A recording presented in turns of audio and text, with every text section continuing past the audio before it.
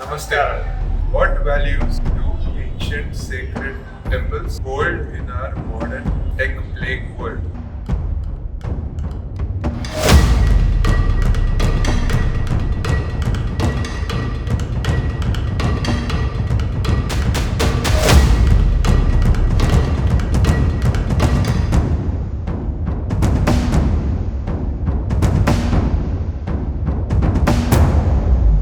This is something that just came when we visited this very powerful place in Tiruchirapalli, and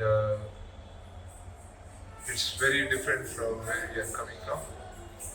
And I wanted to share this perspective from the point of view of energy fields and from the point of view of EMFs, because it's just growing and growing and growing and growing, and we are unable to sense the changes that are happening around us. And it's very important in today's times that we educate people about all of the changes that are happening. So that's the reason why we are doing this video. So this is for people who are seeking the higher divine intelligence within themselves, and it's going to be a game-changing, life-changing video. So make sure that you watch it in the end. So what is the difference between our city and these ancient sacred places, temples? What is the difference that we find? Why do we feel so divine here and so ordinary in the city? What do you think? Well, we are on top of a mountain in Tiruchirapalli. It's called the Rockfort, where Lord Ganesha is sitting right in front. We are pretty much on top. When we look down, Kunal and I look down, as far as our eyes can see, all the way up to Kaveri and past Kaveri, all we see is concrete jungle. No trees, absolutely no trees. We'll share a picture of that in some.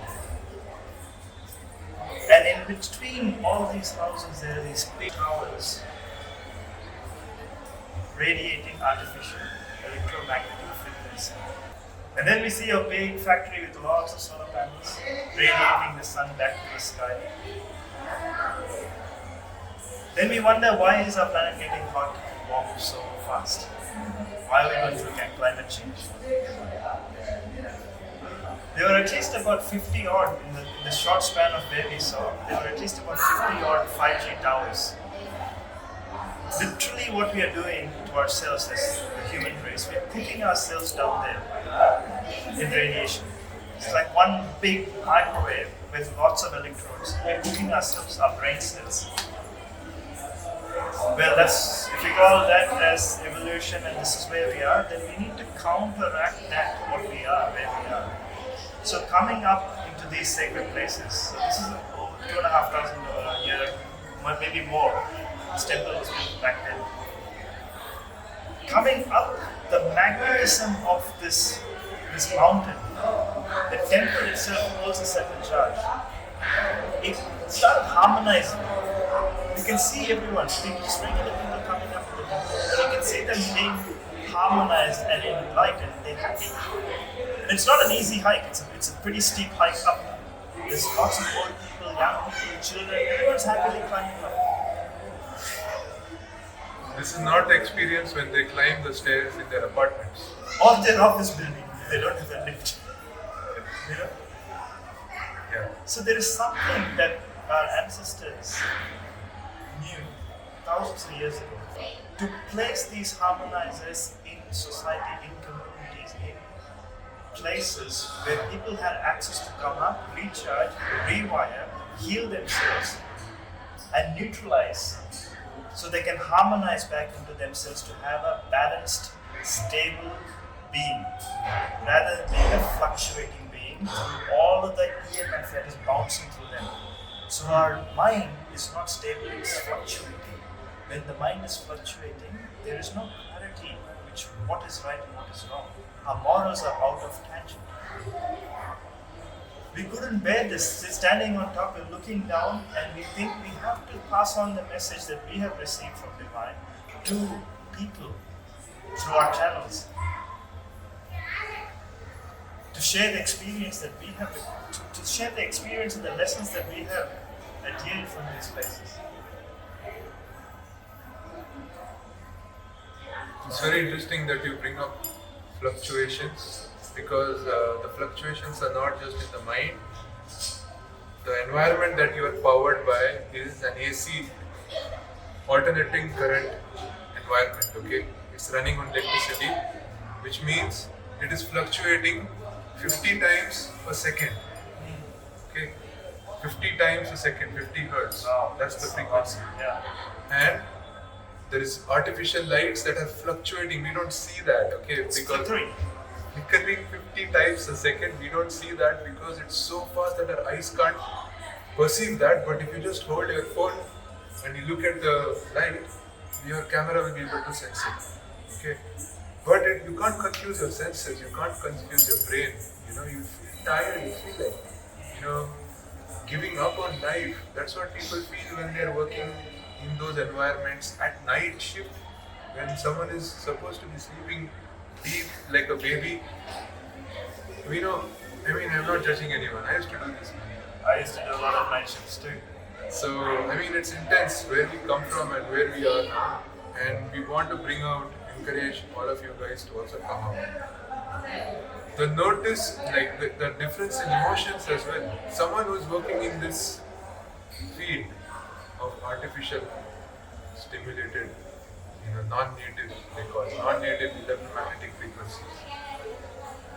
Their emotions are like fluctuating. They might feel good at one time, then they might feel like shit, then they'll eat something, and then they'll feel good, and then it'll be a crash, and then there'll be fights, and then they'll feel that high, that serotonin after putting someone else down, and then they'll feel like shit that I did that, they feel guilty. The fluctuations of the highs and the lows of the human mind, because of the fluctuation in the energy and the electricity, the magnetism of where you are living. Where you are living and the food that you're eating, the things that you surround yourself with, not just people, the technology that you're surrounding yourself with. So if you're someone who's living in working in an IT company and you've got tech in your house, a lot of tech in your house, then you're in that place. By becoming aware, you can actually counteract it. Right? Now, in these sacred places, in the sacred temples, what they've done is there's scriptures all over. They've written the Vedas, carved them onto the walls of the temple. See them, they're all here. We'll take a picture so that you can see it closer as well. It's written in an ancient language, it's not just Tamil. It's written in the language of the Nadi Josier language. So it's like the palm leaf language. They used to have a certain language to write the palm leaf, to pass on knowledge from the siddhas, from Agantya and before him, and after him. So it's written in that language. The reason for that is that people can come here, not to come run up the mountain, say hello to God, get some, ask, I want a husband, I want a wife, I want a kid, I want money, I want job. That's what's become. We've treated this whole experience of coming and becoming, using the energy of this place, the spaces that our ancestors created, which is supposed to be harmonizers, we started treating it like our office job. Running up, do 6 hours of work and run back down. There is no 6 hours here, your brain is running on scarcity mindset. There's no time, you're not allowing enough time to heal the body. When you come here, you sit, try to see. If you can't read, I can't read this, but I can sense the feel, I can feel the person who's described on it. The energy of what is there is there. Listen to the stories, listen to the Puranas. Bring something with you so you can listen. There's books available. Ask people, ask the priest. Don't just ask him that I want to get married, please bless us, priest, or I want to have children, please bless us, priest, or I am giving 5 interviews next week, please give me a job. Instead of that, ask the priest what is the Itihasa, the history of this temple, how did this temple work? Watch the paintings on the walls. All of that is your time engaged consciously while the earth, the magnetism of this mountain and it's the portal of energy that is surging through here is going into it's healing. Not just your physical body, it's healing your mind, it's healing your emotions, it's healing your senses.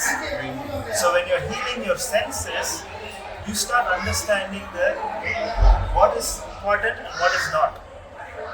You need to be in the stable mind rather than being in this fluctuating mind of our environment that we work in. That purely comes out of awareness. This works. If you don't believe us, please go somewhere which is an ancient temple and a place of high importance. On a quiet day if you can find it. And experience this. Spend some time there. Go with a few hours and spend some time and experience for yourself. Spend the whole day. Spend the whole day. Notice the changes that happen from morning to evening in a place like this.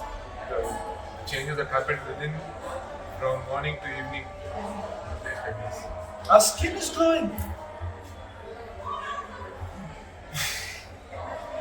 Our mind is crystal clear. I mean, because our mind is crystal clear, we want to lead a life of Dharma. That's our path. And we want to share a little bit about Dharma as well. Yeah. So this is not about Dharma as a religion. Okay. Many people that's the biggest it's a misunderstanding. Dharma is not religion. Dharma purely means morals. Yes. How to have the morals to live in this world. Who am I? Where am I? What am I doing here? When you have this clarity, you will not have misunderstandings and toxic relationships. You have clarity in your mind. You have clarity in the people you're hanging out with. Looking at the places like this, the architecture and the energy that it took to raise such structures from the ground up for thousands of years, where our modern architecture can't stand even 50 years. It has cracks after 10 years, and then you have to do putty on the wall. And the air is different here, man. It's charged with a lot of prana. The air in the city, you wait in the traffic jam and you try to wait in a very long signal in Bangalore. And the air over here, even though there's pollution, it is charged differently. It's giving you prana, it is giving you that vitality that will awaken your sense of divine within yourself and the other as well. And when you are becoming aware of that, all we need to do is sit and maybe practice here, do your meditation here, come here and meditate, integrate with that energy here and create an expanded sense of being of yourself in this place, on this planet. And when you go back home, you will create that harmonizing field in the city. You will be that harmonizing tower. In your family, in your household, in your community. Yes.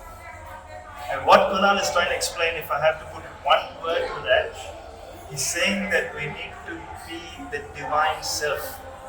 All of that he said, the harmonizing being, the powerhouse of the household, of the community, of where you are, is you being your divine self. When you are showing up as your divine self,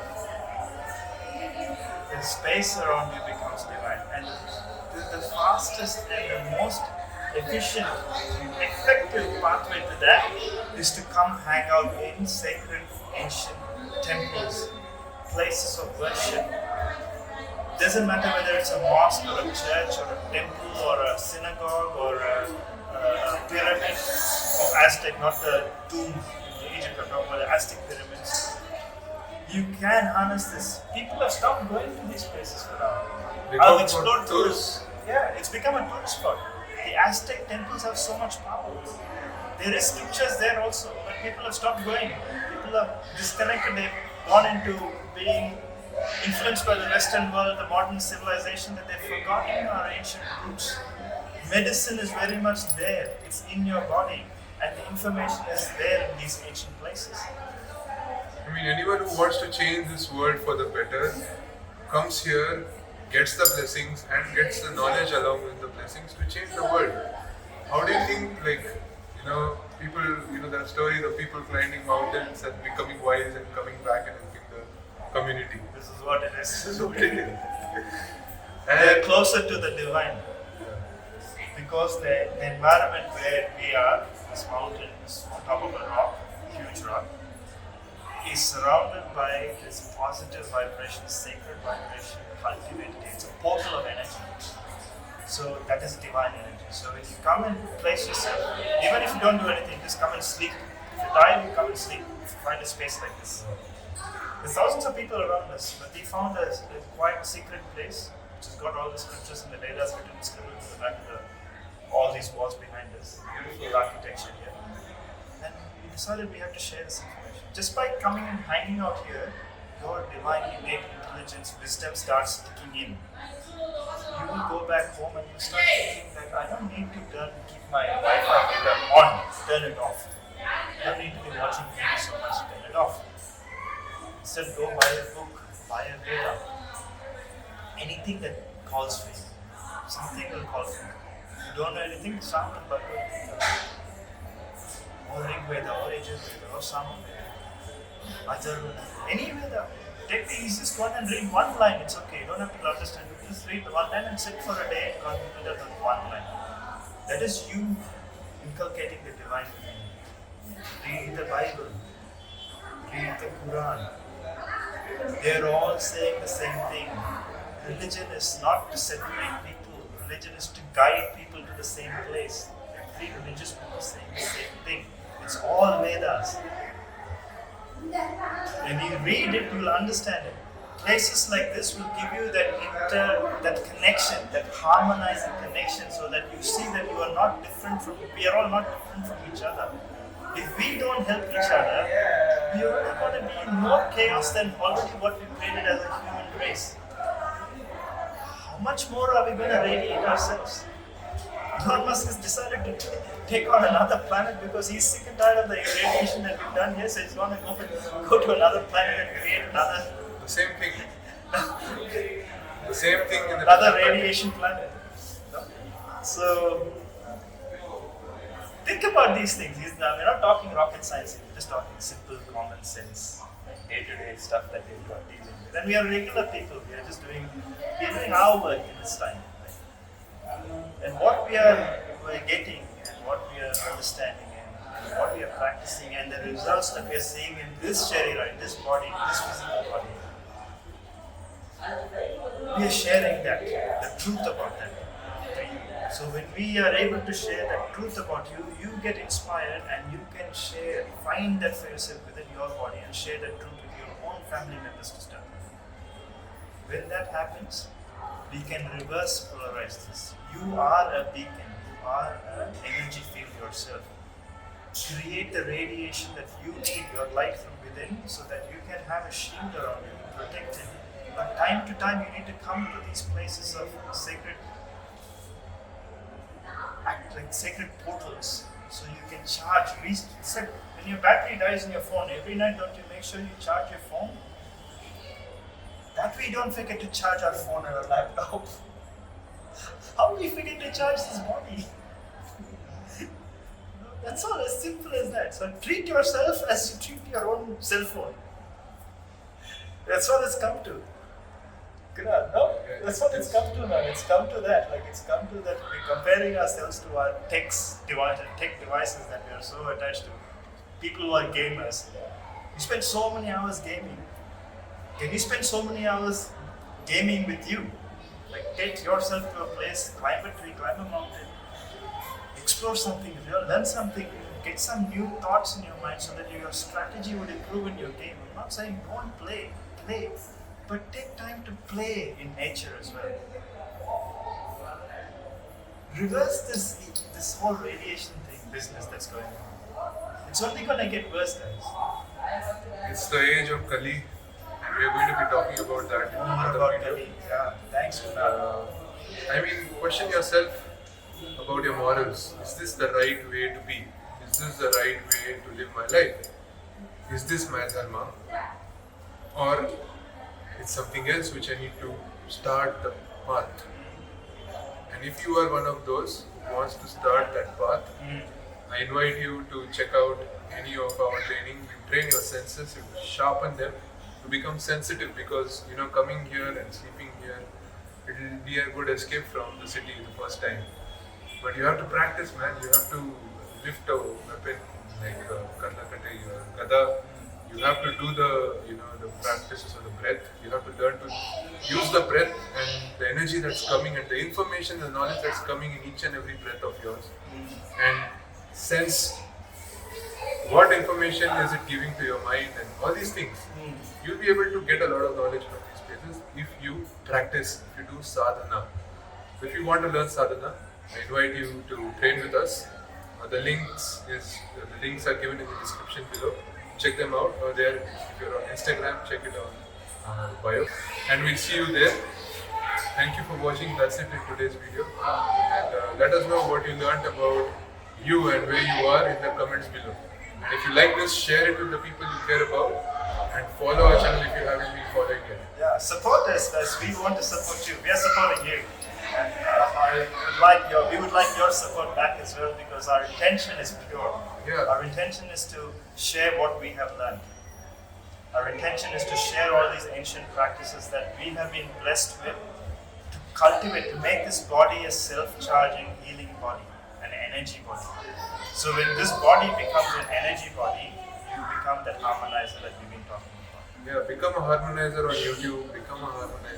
Harmonize things for us, and you'll become, we are all connected. We're all connected. Just like the satellite is connected to the towers in the city, The tower is all connected to all the cell phones. cell phones. We as harmonizers are connected to all of you, and you as harmonizers are connected to all of you, and we are connected back Direct source of everywhere. energy. That's how it works. Okay, it's that simple. Yeah. So, but you have to sense it. Okay, you have to sense it. So that's it. If you have any questions, also feel free to Drop a line and we'll be happy to answer that, or make new content for you. Maybe if it's in relevance. Thank you so much. Om Namah Shivaya. Jai Shri Ram. Jai Shri Ram. I've been working day and night, hail or storm, rain or cold, sun or no sun. I've been working 4 years every single day, showing up to myself, just to know that if this body can prove it, so can anyone.